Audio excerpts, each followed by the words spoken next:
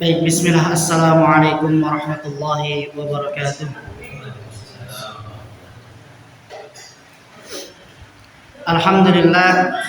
Alhamdulillahilladzi hadana lihada wa ma kunna linahtadiya laula an hadana Allah. Laqad ja'at rusulu rabbina bil haqq wa nudu an tilkumul jannatu urithumuha bima kuntum ta'malun. Wassalatu wassalamu ala Rasulillah wa ala alihi wa ashabihi wa man walah wa ba'd. Segala puji bagi Allah Rabb semesta alam yang telah menciptakan kita semua. Segala puji bagi Allah Rabb semesta alam yang maha menguasai kita semua, serta segala puji bagi Allah Rabb semesta alam yang telah mengurusi kita semua serta alam semesta. Salawat dan salam semoga senantiasa terlimpah curahkan kepada Nabi kita, yaitu Nabi Muhammad sallallahu alaihi wasallam,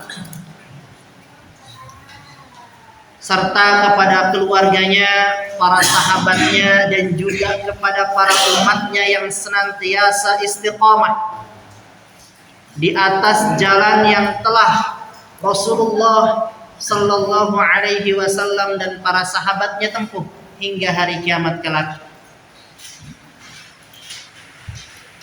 Bapak Ibu yang semoga dimuliakan oleh Allah Tabaraka wa Ta'ala,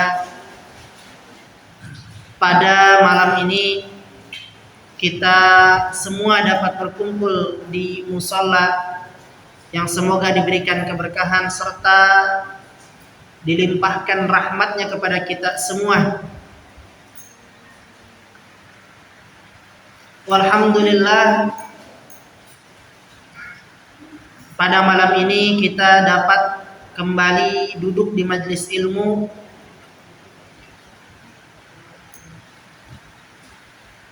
dan insyaallah kita akan membahas pada pertemuan saat ini dan melanjutkan pembahasan yang sebelumnya, yaitu tentang tafsir surat Al-Mu'awwidzatain.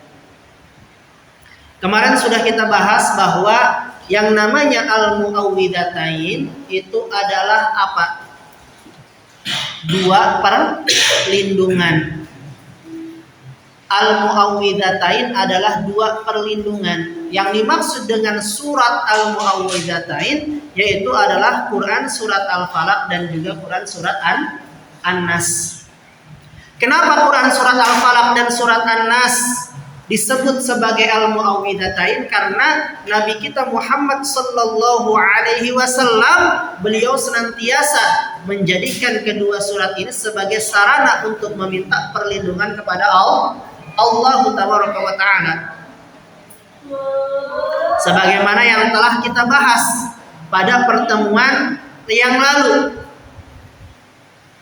yaitu sabda Nabi sallallahu alaihi wasallam yang mana Nabi sallallahu alaihi wasallam berkata kepada Ibnu Abbas, di mana beliau mengatakan, "Ya Ibnu Abbas, ala adulluka au qala ala ukhbiruka?"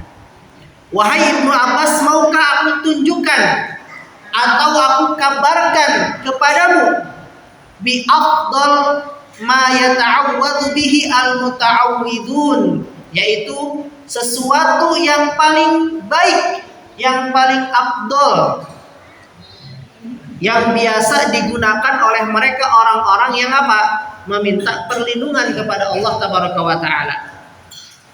Qala bala ya Rasulullah, kemudian beliau mengatakan, ya Rasulullah. Qala qul, katakanlah wahai Ibnu Abbas, a'udzu bi rabbil falaq wa a'udzu bi rabbin nas. Maka kedua ayat ini ya disebut sebagai Al-Mu'awwidzatain, yaitu dua surat yang biasa digunakan sebagai sarana untuk meminta perlindungan kepada Allah Tabaraka wa Ta'ala. Nah, maka oleh karena itu penting bagi kita untuk mengenal kedua surat ini, memahami tafsirnya serta mentadaburi pelajaran-pelajaran serta faidah-faidah apa saja yang dapat kita ambil.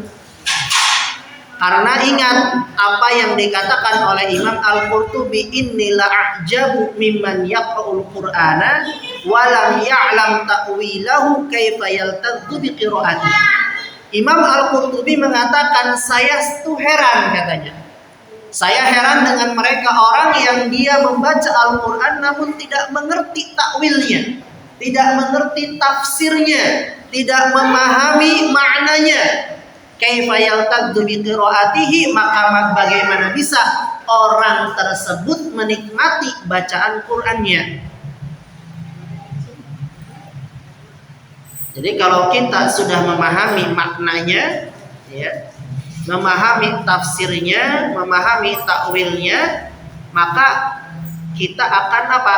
Memiliki kesenangan tersendiri saat membaca Al-Qur'an. Berbeda dengan mereka orang-orang yang membaca Al-Quran tapi tidak mengerti. Kita bisa menikmati ayat demi ayat, surat demi surat saat kita membaca Al-Quran dan memahami maknanya. Baik Bapak Ibu sekalian, kemarin kita sudah bahas tentang tafsir surat An-Nas. Sekarang kita masuk kepada pembahasan tafsir surat Al-Falaq.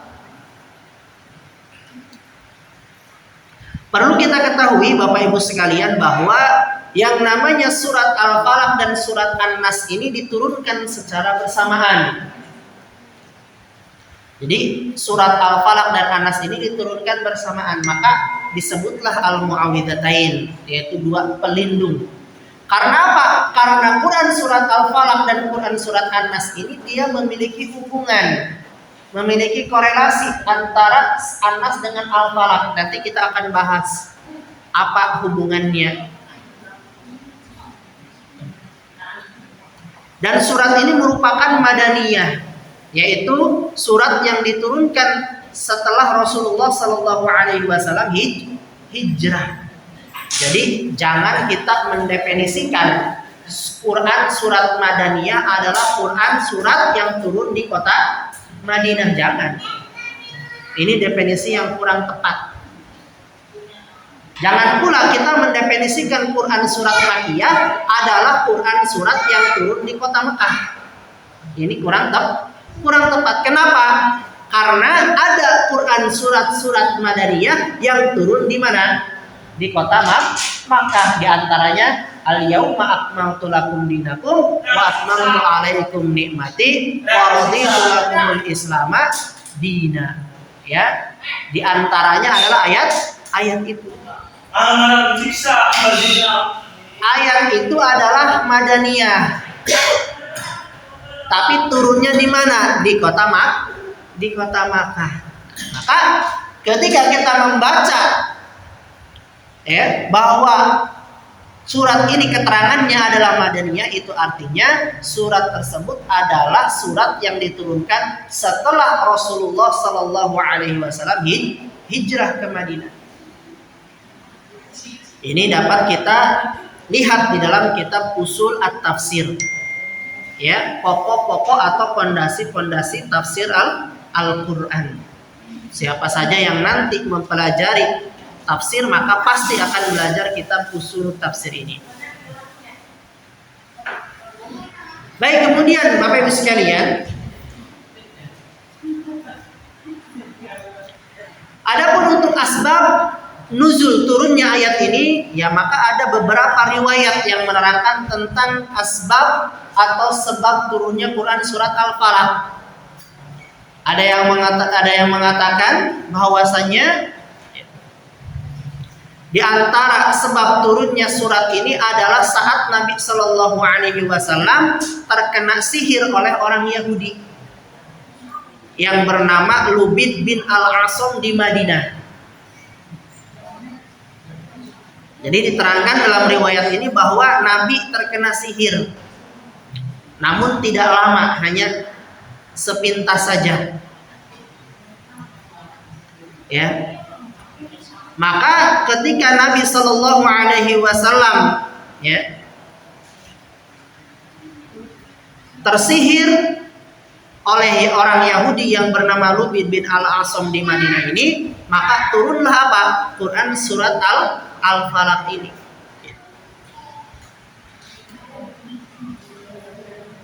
Namun sebagian ulama juga ada yang menolak tentang riwayat ini karena mereka mengatakan bagaimana mungkin Nabi tersihir, katanya seperti itu.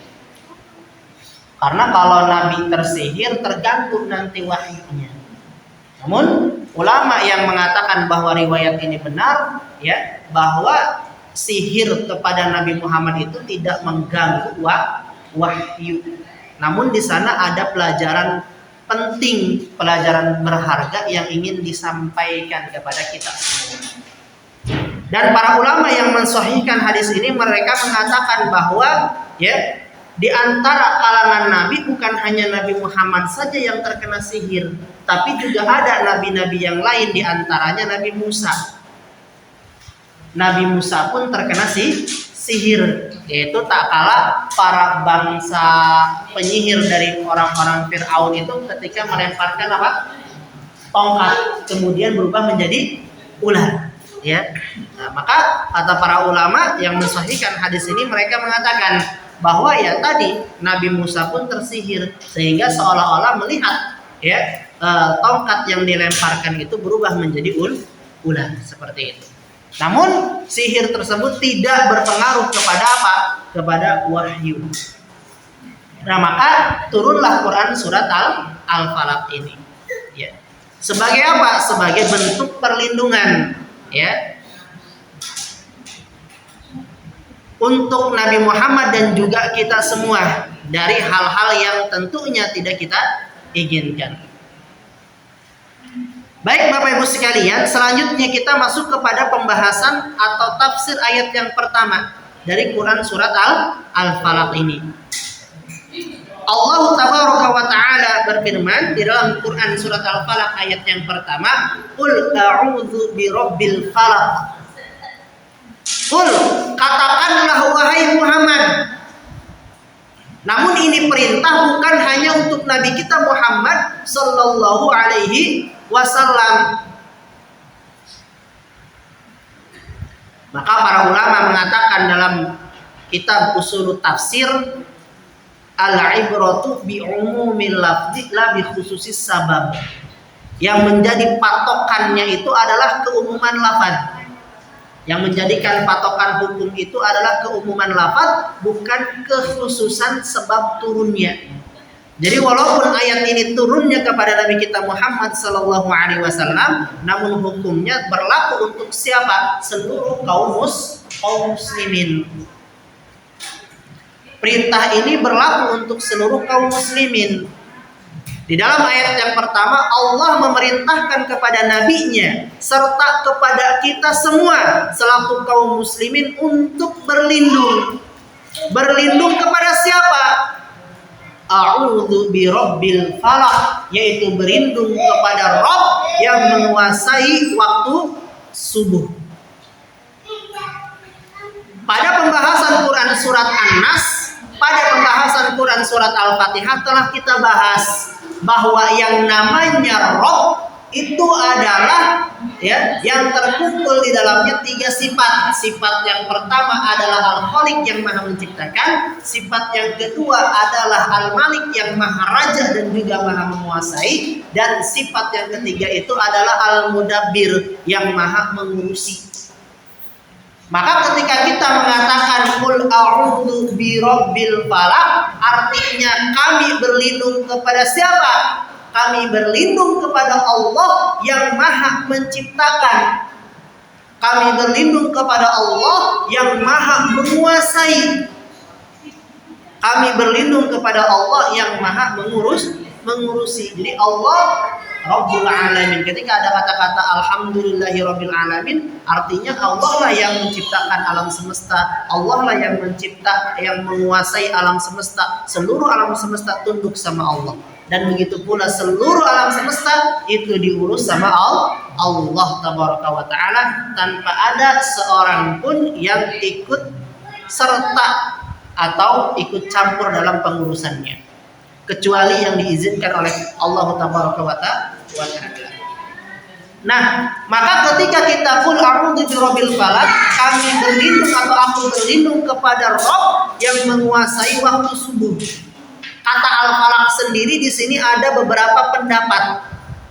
Al-falaq sendiri ya di sini anak sudah mengumpulkan kurang lebih ada 5 pendapat tentang makna al-falaq itu sendiri. Pendapat yang pertama dan yang paling kuat itu adalah pendapat yang mengatakan bahwa yang dimaksud dengan al-falaq itu adalah waktu subuh. Hal ini sebagaimana dijelaskan oleh Al-Hafidz Ibnu Katsir di dalam kitab tafsirnya. Apa kitab tafsir Al-Hafidz Ibnu Katsir? Apa judul kitabnya yang dikarang oleh Al-Hafidz Ibnu Katsir? Judul bukunya adalah Tafsir Ibnu Katsir, ya, atau yang dikenal juga Tafsirul Qur'anil Azim, ya. Ini buku tafsir salah satu daripada buku-buku tafsir yang direkomendasikan karena di dalamnya ya memuat riwayat-riwayat. Jadi bapak-bapak ibu sekalian kalau ingin ya mengetahui tentang riwayat-riwayat tafsir Quran silakan dibuka kitab Tafsir Ibnu Katsirnya. Maka kata Al-Hafidz Ibnu Katsir dikatakan yang dimaksud dengan al-falaq itu selaras dengan firman Allah Quran surat Al-An'am ayat ke-96 yaitu falikul isbah. Allah yang membuka waktu subuh. Sehingga makna a'udzu birabbil falaq adalah aku berlindung kepada Rabb atau Tuhan yang menguasai waktu subuh. Pendapat yang kedua mengatakan bahwa yang dimaksud dengan al-falaq artinya adalah makhluk.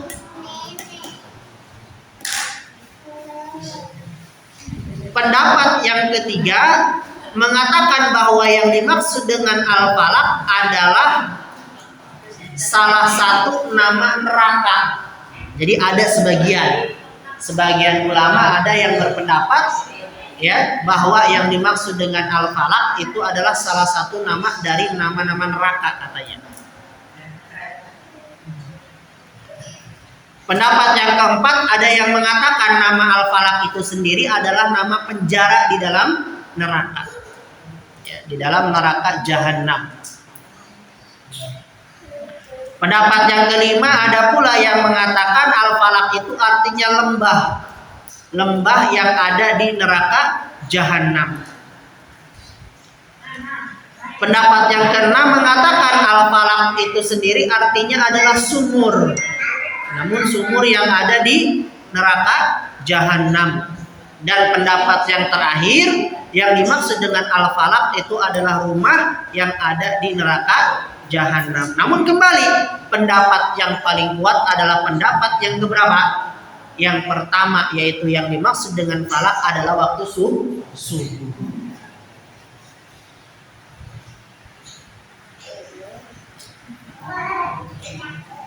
Ya. Kemudian kita lanjutkan Bapak Ibu sekalian.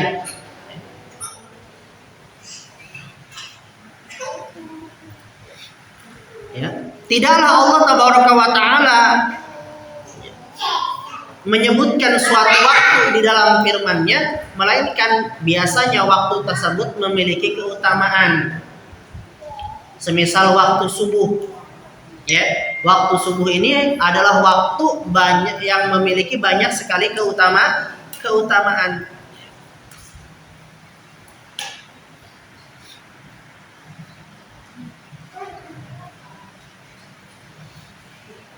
Maka di waktu subuh ini barang siapa yang dia sholat di waktu subuh secara berjamaah di masjid, maka dia berada di dalam jaminan Allah Tabaraka wa Ta'ala. Maka diterangkan dalam sebuah hadis ya, nggak boleh melukai orang yang sholat subuh berjamaah. Karena apa? Karena mereka orang-orang yang sholat subuh berjamaah di masjid itu berada di dalam jaminan Allah Tabaraka wa Ta'ala. Kemudian apa? Kata para ulama, burika ummati fi bukuriha. bahwasanya umatku ini, yakni umat Nabi Muhammad ini diberikan keberkahan pada pagi hari. Maka apabila Bapak Ibu sekalian mau usaha, maka berangkatlah di waktu pagi. Usahalah di waktu pagi karena itu adalah waktu yang diberkahi. Kalau kata orang tua mah apa katanya? Kalau tidurnya kesiangan nanti rezekinya dipatok ayam kan gitu. Kalau kita, bagi kita yang sudah mengetahui hadisnya, maka burika ummati fi bukuriha. Umatku yakni kaum muslimin, umat Islam diberikan keberkahan oleh Allah, yaitu di waktu pagi harinya. Maka seorang perawi hadis ketika mendengar hadis ini, dia langsung membuka usahanya apa? Di pagi hari. Dia berangkat di pagi hari, ya. Karena setelah mendengar hadis ini dia langsung berangkat di pagi hari. Maka kata para ulama, salah seorang perawi hadis ini yang mengamalkan hadis ini, dia menjadi seorang apa? Pedagang yang besar, menjadi seorang pengusaha setelah mengamalkan hadis ini. Jadi gampang nggak? Kalau pengen kaya, gampang ya. Bangun pagi, sholat subuh, ya sholat tahajud dulu, ya sholat subuh jamaah, aja turunan. Langsung apa? Ya kerja. Ya, yang buka toko di tokonya dibuka, ya, yang ngojek pergi, ya kan? Langsung ngojek. Yang apalagi itu, ya.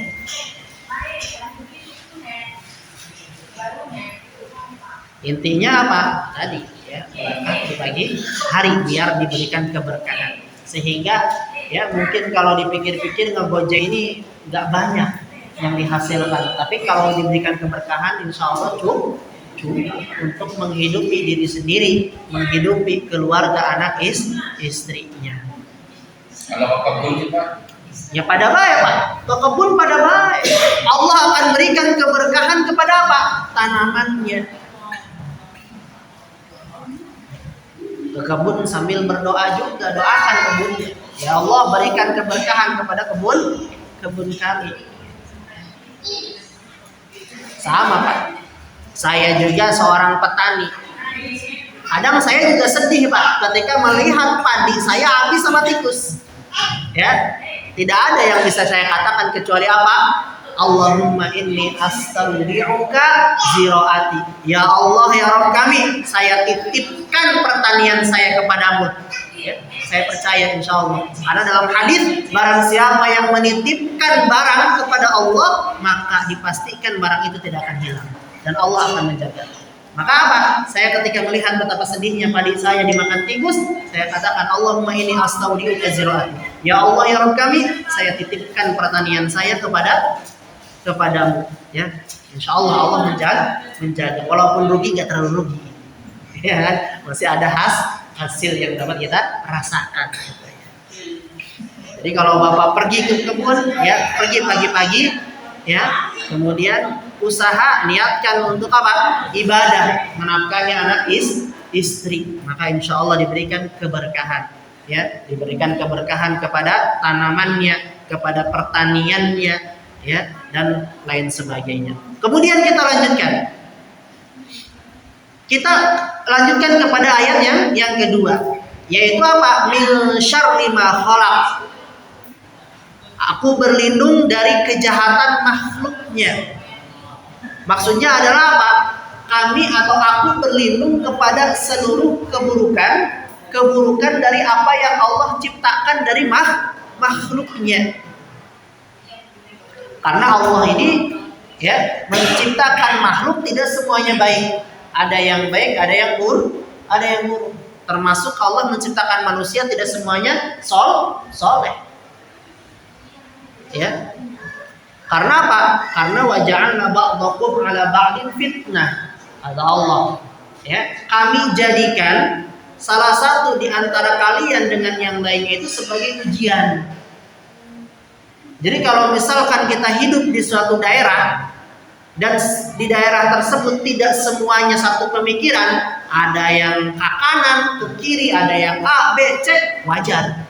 Karena Allah tabaraka wa taala telah mengatakan wa ja'alna ba'dakum 'ala ba'din fitnah. Kami jadikan salah satu sebagian dari kalian atas sebagian yang lainnya sebagai ujian, ya. Jadi kalau mau nyari lingkungan yang enak tentrem ya nggak akan dapat, pasti akan ada aja ya orang yang yang menguji diri kita atau kita yang menjadi ujian bagi dia gitu loh. Kita mah sudah ngelurusin patok kebun kita, ada baik tuh Pak yang ngikis sedikit bener ya kan gitu ya. Kita wis bener-bener misalkan ya kan berusaha tidak mengganggu, ya kadang ada baik yang mengganggu, dan itulah ujian bagi Bapak. Untuk apa? Ya untuk meningkatkan kualitas iman dan takwanya.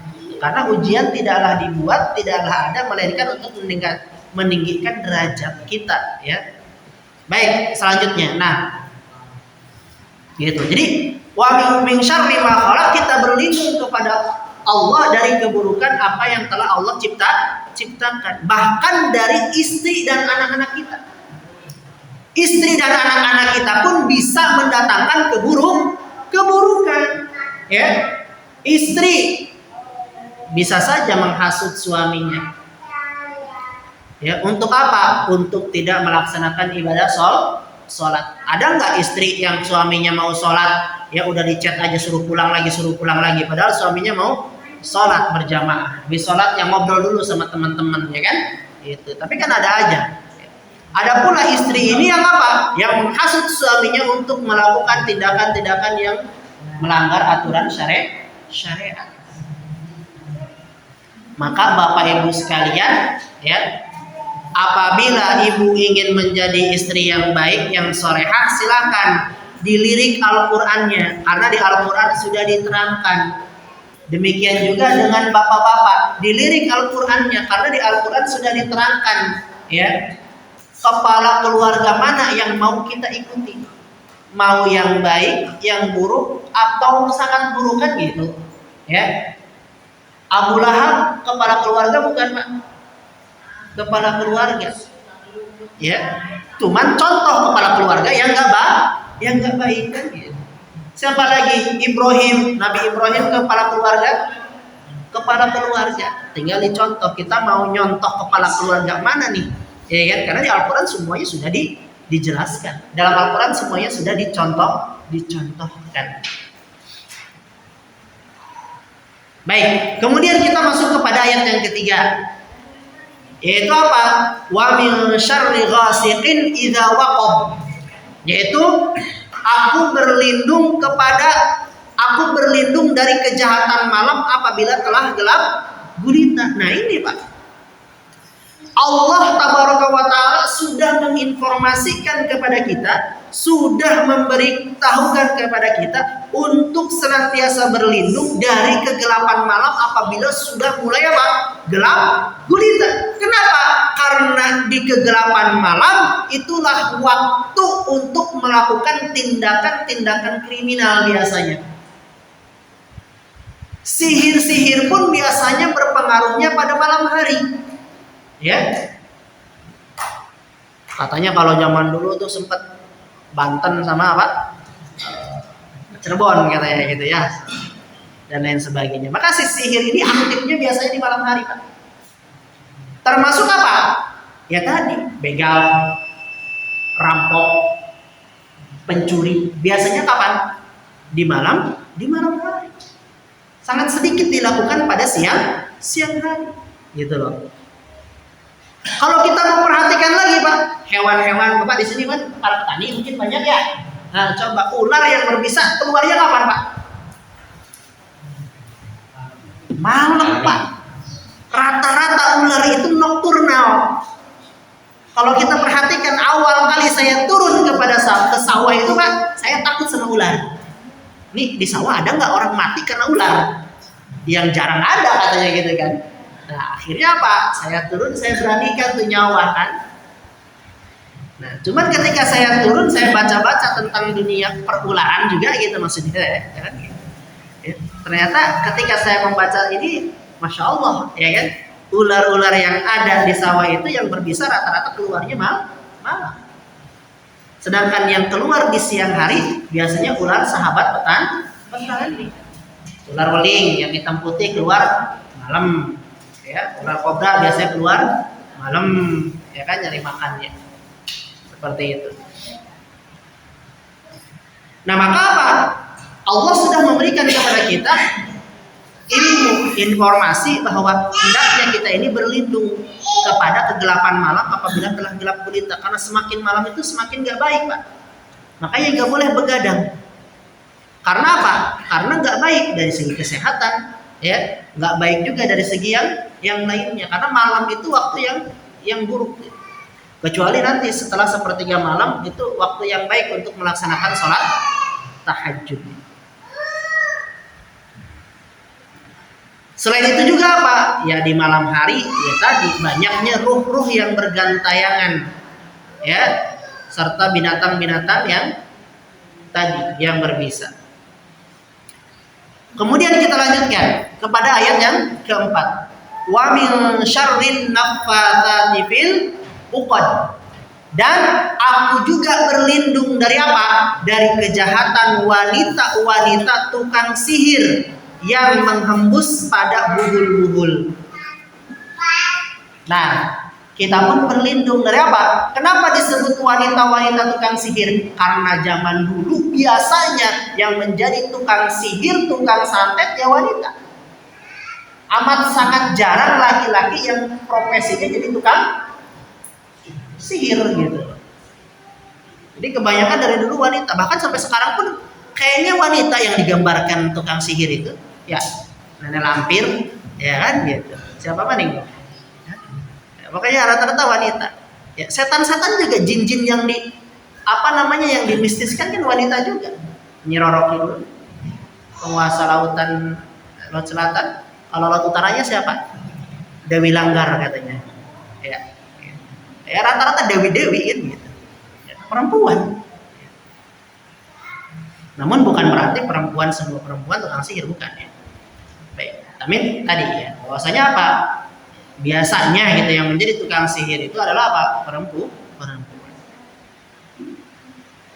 Dan mereka itu kerjaannya menghembuskan pada buhul-buhul. Jadi buhulnya sambil diikat sambil ditiup, ya. Maka sebagian ulama, saya katakan sebagian ulama mengatakan kalau kita mau meruqyah orang nih, ya, itu nggak boleh sambil ditiup, kata sebagian ulama. Karena apa? Karena ini menyerupai tukang sihir katanya. Karena tukang sihir itu kalau lagi mau jampe-jampe, dia diambil barangnya sambil diikat, sambil dijampe-jampe, sambil ditiup-tiup, ya, sambil dijampe-jampe. Nah, kita kata sebagian ulama mengatakan tidak boleh katanya meruqyah dengan cara ditiup. Namun pendapat ini lemah. Karena apa? Karena Nabi Shallallahu Alaihi Wasallam pernah mencontohkan bagaimana tata cara berlindung, yaitu dengan membuka kedua telapak tangannya seraya membaca apa? Al-Ikhlas, Al-Falaq dan An-Nas, kemudian ditiupkan, kemudian dibasuhkan ke seluruh anggota tubuh. Ya, ini salah satu bentuk perlindungan yang dicontohkan oleh Nabi dan diriwayatkan oleh Imam Bukhari di dalam kitab Sahih Bukhari. Jadi ini pendapat yang lebih kuat. Sudah Isa? Sudah. Baik, kita lanjutkan dulu, Pak. Kita lanjutkan kepada ayat yang kelima, yaitu apa? Wa min syarri hasidin idza hasad. Yaitu dan aku berlindung dari kejahatan pendengki bila mana ia dengki. Jadi di sini kita pun harus berlindung, Bapak Ibu sekalian. Dari siapa? Dari orang hasad. Hasad ini bukan perkara sepele. Hasad ini merupakan perkara yang harus dihindari. Karena betapa banyak orang yang celaka gara-gara mata hasad. Banyak usaha yang tutup gara-gara pandangan yang hasad.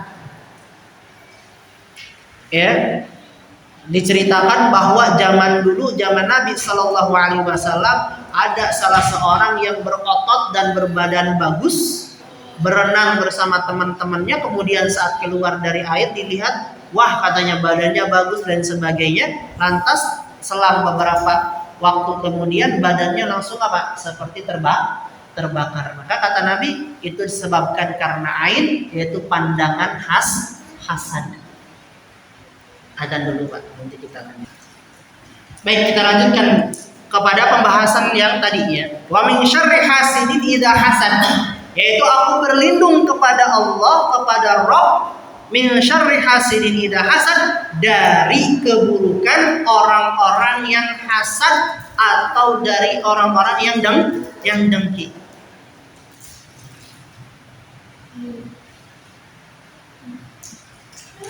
Syekh Ibnu Taimiyah mendefinisikan bahwa yang dimaksud dengan hasad adalah al-bughdu wal karahatu lima yarahu min husni halil mahsud.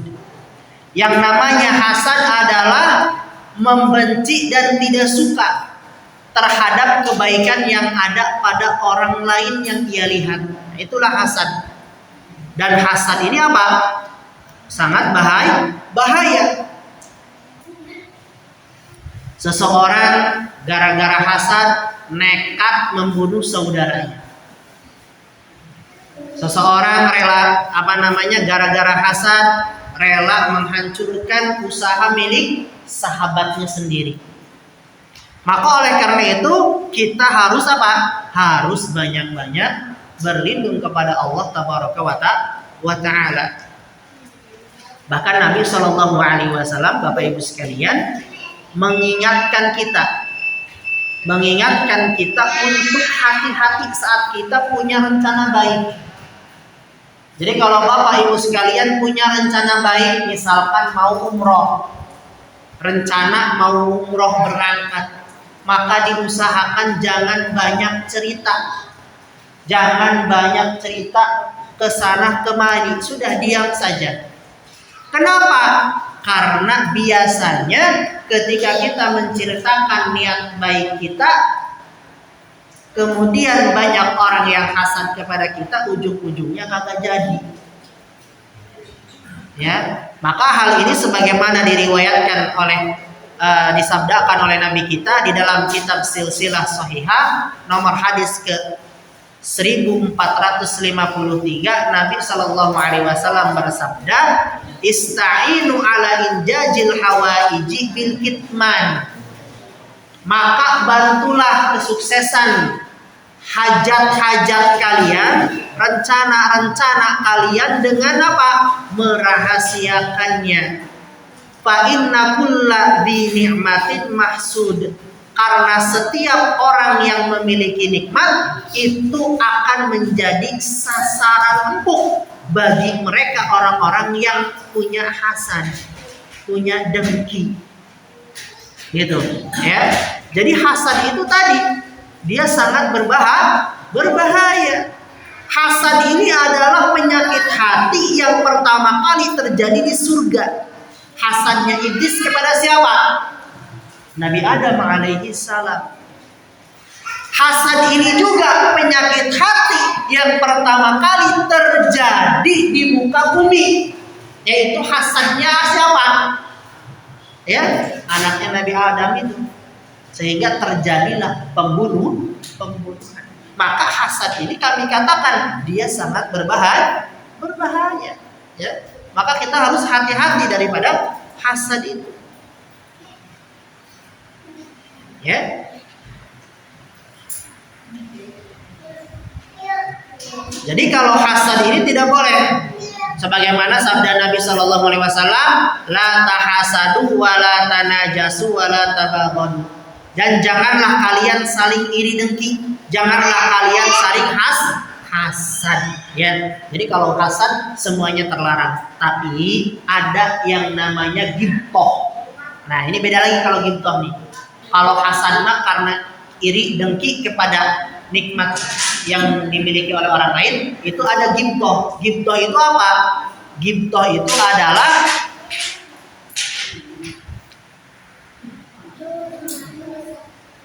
berangan-angan agar mendapatkan nikmat seperti yang ada pada orang lain, tanpa mengharapkan nikmat tersebut hilang. Misalnya ada orang kaya, kita berangan-angan pengen jadi orang kaya seperti orang itu biar saya bisa berbagi. Ini ghibtoh.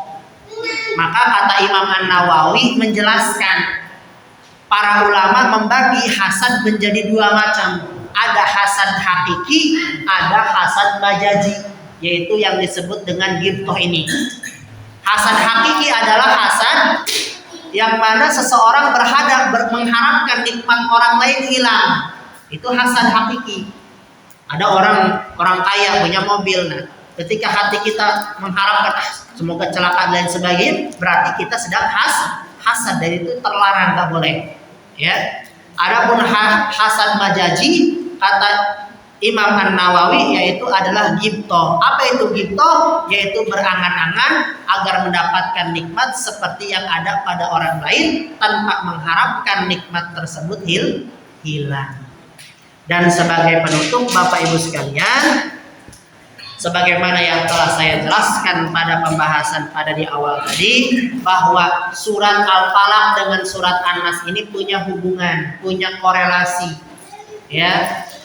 Karena kedua-duanya sama-sama disebut Al-Mu'awwidhatain, dua surat yang sering digunakan menjadi sarana untuk meminta perlindungan kepada Allah. Apa korelasinya? Apa hubungannya? Kalau kita pahami Bapak Ibu sekalian dari Quran surat Al-Falaq dari ayat pertama sampai terakhir, maka kita akan mendapati bahwa Quran surat Al-Falaq itu adalah apa? Kita meminta perlindungan kepada Allah dari perkara-perkara yang nampak, perkara dari keburukan-keburukan yang terlihat. Sedangkan dalam Quran surat An-Nas kita diperintahkan berlindung kepada Allah dari perkara-perkara atau keburukan-keburukan yang tidak nampak, yang tidak terlihat. Makanya dibahas dalam Quran surat An-Nas kita berlindung dari bisikan-bisikan setan. Ya, maka mudah-mudahan pada pembahasan kali ini dapat memberikan penerangan bagi kita, ilmu yang bermanfaat sehingga kita dapat mengamalkannya. Silahkan amalkan kedua surat ini agar Allah memberikan perlindungan kepada kita, dan dibaca setiap pagi ba'da subuh dan sore hari ba'da asar. Cukup ayat kursi 1 kali, Al-Ikhlas 3 kali, Al-Falaq 3 kali, An-Nas 3 kali. Maka barang siapa yang membaca surat-surat ini di pagi hari, Allah akan berikan dia perlindungan sampai malam hari. Barang siapa yang membacanya di sore hari ba'da asar, maka Allah akan lindungi dia sampai pagi hari. Ya, kita tutup dengan